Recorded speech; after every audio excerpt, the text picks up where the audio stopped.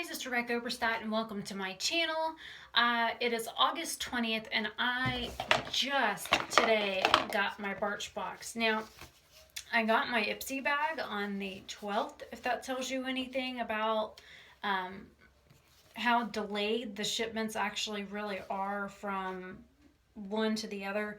And I never even got a shipment notification from these guys, and there's a tracking number on it, so you would expect that, I don't know, maybe they would have, sent me something to tell me that they had shipped my item.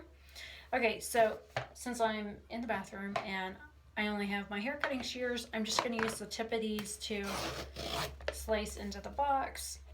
And I am usually really careful when I do this because, or at least on the top, because I do save and reuse the boxes every month.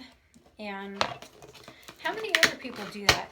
I mean, do you save your boxes that you get from Birchbox? And if you do, tell me what you use them for.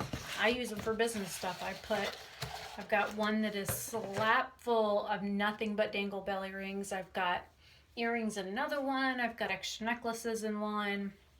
So the box this month is actually kind of pretty. It's a bunch of different patterns. The bottom is actually a teal with stripes. It's time to eke out every last bit of summer, and for